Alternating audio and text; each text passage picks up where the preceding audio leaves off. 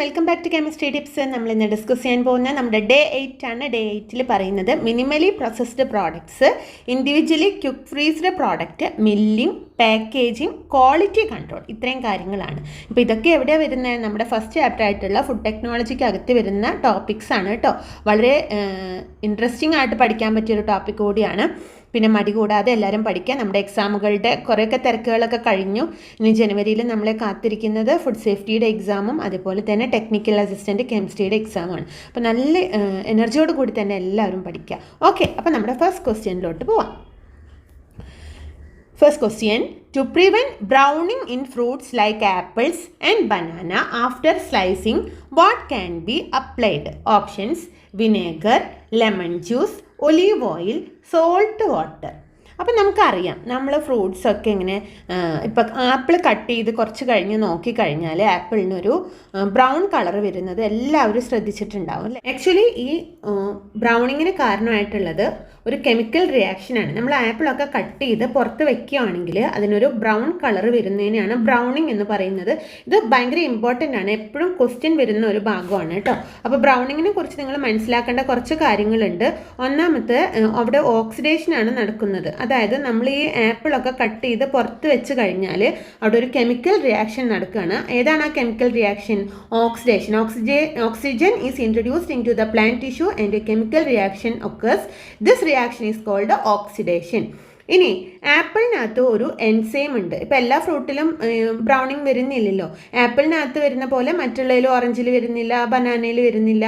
അപ്പോൾ ഈ ആപ്പിളിനകത്ത് ഒരു എൻസൈം ഉണ്ട്. ഇതാണ് എൻസൈം. എപ്പോഴും ചോദിക്കാറുണ്ട് PPO അല്ലെങ്കിൽ പോളിഫീനോൾ ഓക്സിഡൈസ്. പോളിഫീനോൾ ഓക്സിഡൈസ് എന്ന് പറയുന്ന ഒരു എൻസൈം ആപ്പിളിൽ പ്രസൻ്റ് ആണ്.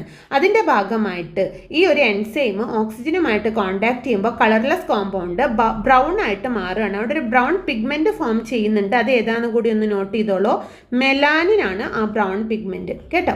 അപ്പോൾ ഇത്രയും കാര്യങ്ങൾ ബ്രൗണിങ്ങിനെ റിലേറ്റ് ചെയ്ത് വളരെ ഇമ്പോർട്ടൻ്റ് ആണ്. ഈ ബ്രൗണിങ് പ്രിവെൻറ്റ് ചെയ്യാൻ നമ്മൾ ആഡ് ചെയ്യുന്നത് എന്താണെന്ന് വെച്ചാൽ കുറേ കാര്യങ്ങളുണ്ട്. ഒന്നാമത്തേത് സിട്രിക് ആസിഡ് വളരെ യൂസ്ഫുള്ളാണ്. സിട്രിക് ആസിഡ് എന്ന് പറയുന്നത്, അതായത് സിട്രസ് ഫ്രൂട്ട്സ്, ലെമൺ ഉണ്ടല്ലോ, ലെമൺ ജ്യൂസ് ആഡ് ചെയ്ത് കഴിഞ്ഞാൽ ബ്രൗണിങ് പ്രിവെൻറ്റ് ചെയ്യാനായിട്ട് സാധിക്കും.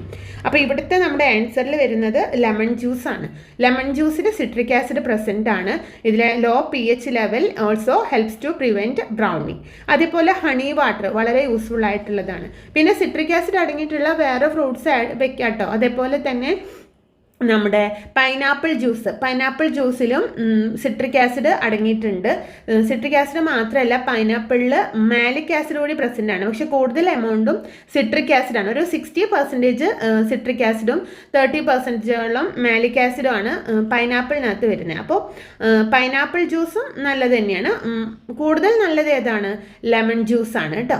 പിന്നെ ഇതിനകത്ത് പറയുന്ന മറ്റൊരു കാര്യം, നമുക്ക് ഫ്രിഡ്ജിലൊക്കെ റെഫ്രിജറേറ്ററിലൊക്കെ ണെങ്കിൽ ഈ ബ്രൗണിങ്ങിനെ സ്ലോ ഡൗൺ ചെയ്യാനായിട്ട് പറ്റും. അപ്പോൾ lemon juice, pineapple juice, refrigerator, ഇങ്ങനെ കുറേ ഓപ്ഷൻസ് ഉണ്ട് ഈ ബ്രൗണിങ് കുറയ്ക്കാനായിട്ട്. ഓക്കെ, ഇതിനകത്തുള്ള ഈ ആൻറ്റി ഓക്സിഡൻസ് ഒക്കെയാണ് അതിന് നമ്മളെ ഹെൽപ്പ് ചെയ്യുന്നത്. ഓക്കെ, അപ്പോൾ ഇതിൽ ഏത് ആൻസർ വരുന്നത്?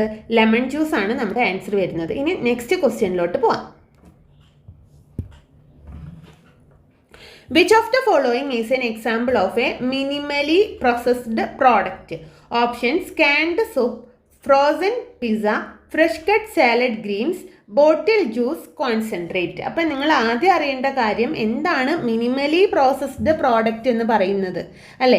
മിനിമലി പ്രോസസ്ഡ് എന്ന് പറഞ്ഞാൽ നമുക്ക് പല രീതിയിൽ നമുക്ക് ഫുഡുകളൊക്കെ അവൈലബിൾ ആയിട്ടുണ്ട്. ഈ ഇതിൻ്റെ മിനിമലി പ്രോസസ്ഡ് എന്ന് പറയുമ്പോൾ അത് വാഷ് ചെയ്ത് പാക്ക് ചെയ്ത് വരുന്നതാണ് അല്ലേ? അങ്ങനെയുള്ളതിനെയാണ് വാഷ് ചെയ്ത് ക്ലീൻ ചെയ്ത് നമുക്ക് കിട്ടുന്നതാണ് മിനിമലി പ്രോസസ്ഡ് എന്ന് പറയുന്നത്. ഇപ്പോൾ ക്യാരറ്റ് ആണെങ്കിൽ പീൽഡ് ആയിട്ടിരിക്കും, അതിൻ്റെ തൊലിയൊക്കെ കളഞ്ഞ് പാക്ക് ചെയ്ത് തരുന്ന കൂർക്കൊക്കെ നമ്മൾ കണ്ടിട്ടുണ്ട്. ഇപ്പോൾ പല സൂപ്പർ മാർക്കറ്റിലാണെങ്കിലും ഒക്കെ തൊലി കളഞ്ഞിട്ട് വരുന്നുണ്ട്. അപ്പോൾ നമുക്ക് ഈസിയാണ് പ്രോസസ്സിങ്ങിനായിട്ട് അല്ലേ? അപ്പോൾ അതേപോലെ തന്നെ പയറിൻ്റെ മണി എടുത്ത് പാക്ക് ചെയ്തിട്ട് കാണാറുണ്ട്. അപ്പോൾ നമുക്ക് ഈസി ആയിട്ട് അതെടുത്ത് ഉപ്പേരി വയ്ക്കാനൊക്കെ സാധിക്കും. ഉണക്കപ്പയറല്ല ഞാൻ പറയുന്നത്, പച്ചപ്പയർ തന്നെ മണി എടുത്തിട്ട് വരാറുണ്ട്. അപ്പം നമ്മുടെ കുക്കിംഗ് കൂടുതൽ ഈസിയാവും. അങ്ങനെ പല രീതിയിൽ ഈസി ആയിട്ട് നമുക്ക് ചെയ്യാനായിട്ട് കുക്ക് ചെയ്യാനായിട്ട് സാധിക്കും. സാധിക്കും. വാഷ് ചെയ്ത് ക്ലീൻ ചെയ്ത് പാക്ക് ചെയ്ത് വരുന്നതാണ് മിനിമലി പ്രോസസ്ഡ് ഫുഡ് എന്ന് പറയുന്നത്. മനസ്സിലായോ? ഫ്രഷ് ബ്രൊക്കോളി, വാഷ്ഡ് ആയിട്ടുള്ള ലെറ്റൂസ്, പീൽ ചെയ്ത carrot, shredded cheese, roasted and ground coffee, chopped walnuts, അങ്ങനെ ഒരുപാട് എക്സാമ്പിൾസ് ഈ ഒരു മിനിമലി പ്രോസസ്ഡ് പ്രോഡക്റ്റിനകത്ത് വരുന്നുണ്ട്. അപ്പം നോർമലി ഈ ഒരു ഓപ്ഷനകത്ത് നമുക്ക് കുറച്ച് ആൻസറിനോട് യോജിച്ചിട്ട് കാണുന്നത് ഫ്രഷ് കട്ട് സാലഡ് ഗ്രീൻസ് ആണ്. ഓപ്ഷൻ സി ആണ് വരുന്നത് കേട്ടോ. ഫ്രഷ് കട്ട് സാലഡ് ഗ്രീൻസ് ആണ് മിനിമലി പ്രോസസ്ഡ് പ്രോഡക്റ്റിനകത്ത് വരുന്നത്. ഓക്കെ, ഇനി അതായത് അവിടെ കുക്കിംഗ് വേണം, പക്ഷേ എന്താണ്, ഈസി കുക്കിംഗ് ആയിരിക്കും. അതാണ് അവിടുത്തെ ഒരു പ്രത്യേകത. ഒരുവിധം വർക്ക് കഴിഞ്ഞിട്ടാണ് നമ്മുടെ കയ്യിലോട്ട് കിട്ടുന്നത്. ഇനി അടുത്തത് എന്താണ്, what does IQF stands for in the context of food processing? Options instant quick freeze, intense quality freeze, individually quick frozen, ice quick freezing. ഇത്രയാണ് ഓപ്ഷൻസ് വരുന്നത്. അപ്പോൾ IQF അല്ലേ, IQF എന്ന് പറയുമ്പോൾ എന്താണ് IQF എന്ന് നിങ്ങൾക്ക് IQF എന്ന് പറയുമ്പോൾ നമുക്കറിയാം. IQF എന്ന് പറയുന്നത് ഇൻഡിവിജ്വലി ക്യുക്ക് ഫ്രോസൺ ആണ് കേട്ടോ കറക്റ്റ് വരുന്നത്. ഇമ്പോർട്ടൻ്റ് ആണ്, നോട്ട് ചെയ്തോളൂ. ഇൻഡിവിജ്വലി ക്യുക്ക് ഫ്രോസൺ ആണ് IQF എന്ന് പറഞ്ഞാൽ. അപ്പോൾ ഇതിൻ്റെ ഒരു പ്രത്യേകത ഞാൻ പറഞ്ഞല്ലോ, ഇൻഡിവിജ്വലി ക്വിക്ക് ഫ്രീസിങ് ആണ് IQF എന്ന് പറഞ്ഞാൽ ഉദ്ദേശിക്കുന്നത്. ഈ ഫുഡ് പ്രോസസ്സിംഗ് ടെക്നിക്ക് ചെയ്യുന്നത് freezes individual pieces of food quickly to preserve their quality. Individual pieces ആണ് അത് ഫ്രീസ് ചെയ്യുന്നത്. എന്നിട്ട് അതിൻ്റെ ക്വാളിറ്റി, ടേസ്റ്റ്, സെൽ സ്ട്രക്ചർ ഇതെല്ലാം പ്രിസർവ് ചെയ്യുന്നുണ്ട്. സ്മോൾ ഫുഡ് ഐറ്റത്തിലൊക്കെ ഇത് പറ്റാറുണ്ട്. അതായത് berry, fruits and vegetables, sea ഫുഡുകൾ, മീറ്റ്, പോൾട്രി, പാസ്ത, അതിലിപ്പോൾ ചീസ്, ഗ്രെയിൻസ്, അതൊക്കെ ഈ ഒരു വിഭാഗത്തിൽ വരുന്നതാണ് കേട്ടോ. അപ്പോൾ ഒന്ന് ഓർത്ത് വെച്ചോളൂ, ഇൻഡിവിജ്വലി ക്വിക്ക് ഫ്രീസിങ് ആണ് ഇവിടെ ആൻസർ വരുന്നത്. Okay, next question. What quality parameter is crucial in determining the milling yield of grains? Options: moisture content, protein content, color intensity, particle size, distribution. ഇവിടെ ഏതാണ് നമ്മുടെ ആൻസർ വരുന്നത്? നമുക്ക് കുറച്ചൊരു കട്ടിയായിട്ടുള്ള ക്വസ്റ്റ്യൻ ആണ്. ഓപ്ഷൻ വരുന്നത് ഏതാണ്? പാർട്ടിക്കിൾ സൈസ് ഡിസ്ട്രിബ്യൂഷൻ ആണ്. ഓക്കെ, ഈ മില്ലിംഗ് എന്താണെന്ന് നിങ്ങൾ പഠിക്കണം. മില്ലിങ്ങിനെ റിലേറ്റ് ചെയ്ത് എപ്പോഴും ഒരു ക്വസ്റ്റ്യൻ വരാറുണ്ട്. Milling is A process in which grains അല്ലെ, ഗ്രെയിൻസിനെ അതിൻ്റെ തൊലിയൊക്കെ കളഞ്ഞ് സ്മോൾ പീസായിട്ട് കട്ട് ചെയ്ത് ഫ്ലോറായിട്ട് പൗഡർ ഫോമിൽ നമുക്ക് മൈദയൊക്കെ കിട്ടുന്നില്ലേ, ഗോതമ്പ് പൊടി, മൈദ, അങ്ങനെയുള്ള കാര്യങ്ങളൊക്കെ കിട്ടുവാണ്.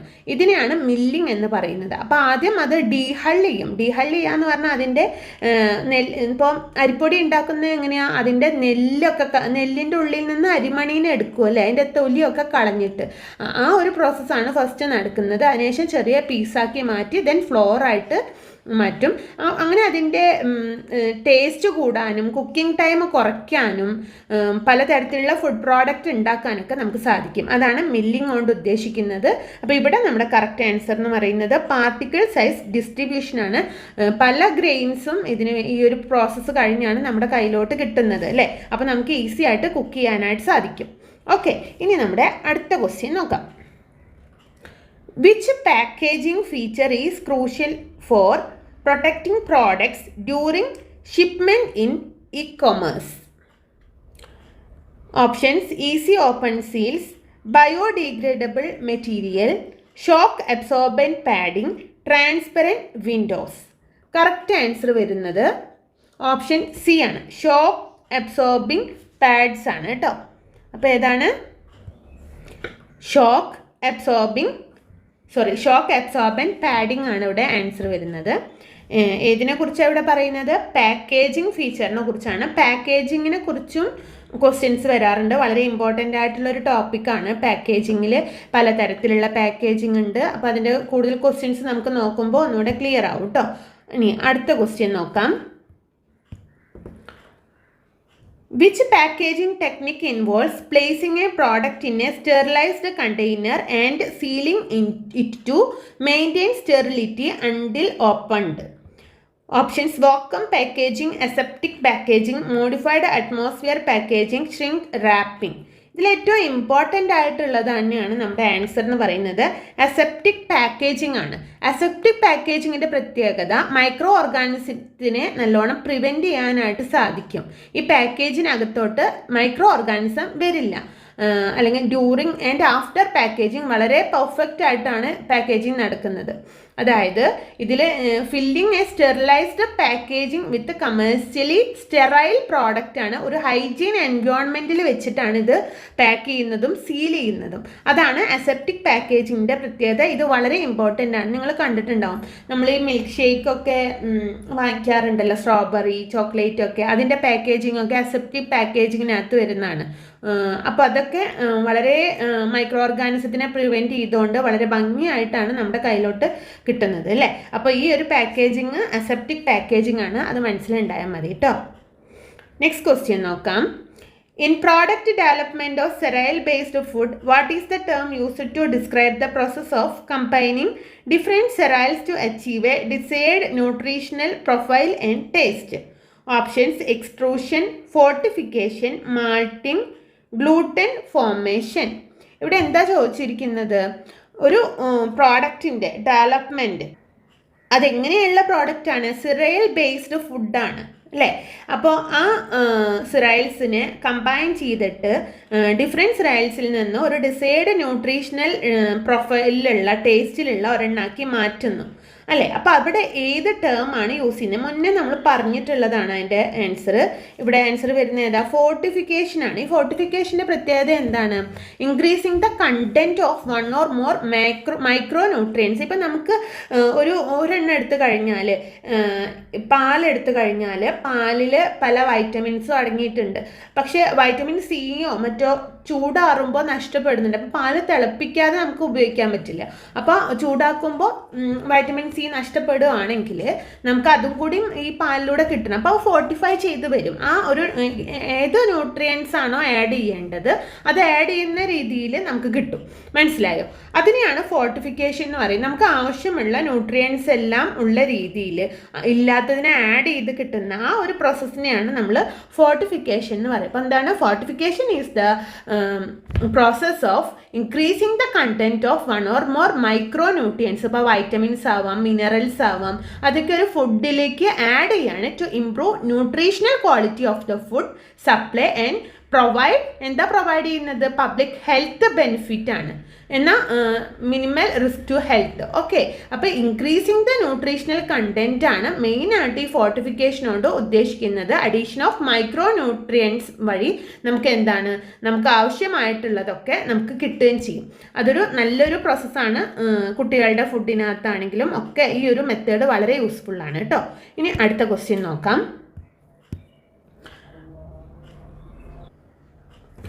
Which sterile processing byproduct is commonly used in the production of biogas through anaerobic digestion? Options: bran, germ, husk, starch. എന്താ ഇവിടെ ചോദിച്ചിരിക്കുന്നത്? നമ്മൾ production of biogas through anaerobic digestion അല്ലേ. അനേറോബിക് ഡൈജഷൻ വഴി ബയോഗ്യാസ് ഉണ്ടാക്കുന്ന സമയത്ത് ഏത് ബൈ പ്രോഡക്റ്റാണ്? ഈ ബൈ പ്രോഡക്റ്റ് തന്നെ കിട്ടുന്നത് സെറൈൽ പ്രോസസ്സിങ്ങിൻ്റെ ഭാഗമായിട്ടുണ്ടാകുന്ന ഏത് ബൈ പ്രോഡക്റ്റാണ് കോമൺ ആയിട്ട് ഉപയോഗിക്കുന്നത്? കറക്റ്റ് ആൻസർ വരുന്നത് ഹസ്ക് ആണ്. ഞാൻ പറഞ്ഞല്ലോ നമ്മുടെ ബൈ പ്രോഡക്റ്റിൻ്റെ പ്രത്യേകത എന്താണ്? അത് ഹസ്ക് ആണ് യൂസ് ചെയ്യുന്നത്. കാരണം ഹസ്ക് എന്ന് പറയുമ്പോൾ നമ്മളെ നെല്ലിൻ്റെ കതിര് ഭാഗമൊക്കെ കളഞ്ഞിട്ട് അരിമണിയായിട്ട് എടുക്കുമ്പോൾ തൊലി ഭാഗമില്ലേ, അതാണ് ഹസ്ക്. അതിൻ്റെ പുറംതൊലിയാണ് പറയുന്നത് കേട്ടോ. നെല്ലിൻ്റെ കേസ് മാത്രമല്ല, എല്ലാത്തിൻ്റെയും ഈ ഒരു പുറംതൊലി ഉള്ള ഭാഗമല്ല, അതാണ് ഹസ്ക് എന്ന് പറയുന്നത്. ഇതാണ് ബയോഗ്യാസിന് തവിട് അങ്ങനെയുള്ള കാര്യങ്ങളൊക്കെ ഉണ്ട് അല്ലേ. അപ്പം ഈ തൊലി ഭാഗം, പുറംതൊലിയാണ് ഹസ്ക് കൊണ്ട് ഉദ്ദേശിക്കുന്നത്. ബയോഗ്യാസ് പ്രൊഡക്ഷന് വേണ്ടിയിട്ട് ഈ ഒരു ബൈ പ്രൊഡക്റ്റാണ് നമ്മൾ ഉപയോഗിക്കുന്നത്. ഓക്കെ, ഇനി അടുത്ത ക്വസ്റ്റ്യൻ നോക്കാം. Which organization provides international standards for food safety management system? Options FDA, USDA, ISO, EFSA എല്ലാത്തിനെയും ഫുൾ ഫോം ഇവിടെ കൊടുത്തിട്ടുണ്ട്, ചോദിക്കാറുണ്ട് കേട്ടോ. അപ്പോൾ ഇതൊക്കെ ഒന്ന് നോട്ട് ചെയ്ത് വെച്ചോളൂ. ഇവിടെ നമ്മൾ ആൻസർ വരുന്നത് ISO ആണ്. എന്താ ISOയുടെ പ്രത്യേകത എന്നറിയോ നിങ്ങൾക്ക്? ISO എന്ന് പറയുമ്പം ഇൻ്റർനാഷണൽ ഓർഗനൈസേഷൻ ഫോർ സ്റ്റാൻഡർഡൈസേഷൻ ആണ്, കണ്ടോ. അപ്പോൾ എസ് അല്ല O ആണ് ശരിക്കും എഴുതുമ്പോൾ ആദ്യം വരുന്നത്. എക്സ്പാൻഡഡ് ഫോമിൽ കഴിഞ്ഞിട്ട് IOS അല്ല, എന്താണ് ISO ആണ്. പക്ഷെ ഇവിടെ എഴുതുമ്പോൾ എന്താണ്? International organisation for standardisation. അത് മറക്കരുത്. ISO എന്ന് പറയുമ്പോൾ അത് എൻ്റെ ഹെഡ് ക്വാർട്ടേഴ്സ് ജനീവയിലാണ്, ഓർത്ത് വയ്ക്കുക, ജനീവ, സ്വിറ്റ്സർലൻഡ്.